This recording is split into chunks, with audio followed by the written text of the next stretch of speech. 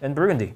And here, it seems like the outer screen, but it isn't an external screen. It's just a design element that is just standing out there, letting you think that it's an external screen. There's a little LED there, but that's it. Samsung logo sits on top of it. There are some gold elements right there, golden ring on the side, but nothing fancy. Most of them is just built purely out of plastic.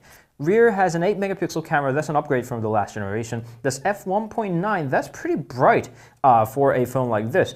And the LED flash has been added, the speaker, Samsung logo, and I don't really see anything else. There's a volume rocker, micro USB port on the bottom, microphone, and opening up the flip gives us the 3.5 inches of a WVGA display. That's not exactly terribly high in resolution, but it's a flip phone, it's this small, so that's gonna be crisp enough, if not, I don't know, it's not gonna be like full HD, but still. Receiver sits on top, front-facing camera, that's a 5 megapixels, also an upgrade from the predecessor. Samsung logo, multitasking, home and back key, your phone book, messaging, camera, and the shortcut key, they call it the social apps, but you can assign any non-social app to it, it's customizable.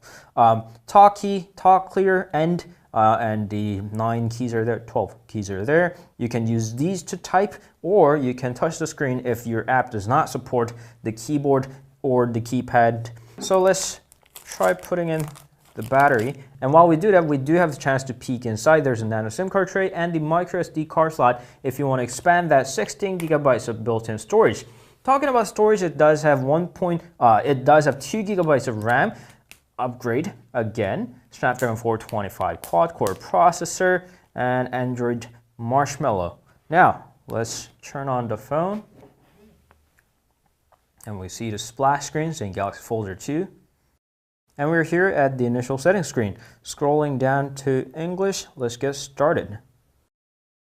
Okay, after the processes, we're here at the home screen. You can navigate them through the D-pad under the screen, or you can choose to get into easy mode. That is going to be specifically helpful for the elders, and since it's going to give you the bigger icons and simpler interface with weather on top, big clock, and the little gallery, little album that you can stick a photo in, probably going to be one of your grandchildren. And today use data, this month use data, so you can manage your data since they are most likely to have a capped data limited plans, and there's a Wi-Fi setting. I always had a harder time explaining the concept of Wi-Fi and making my mom connect to the Wi-Fi network whenever she's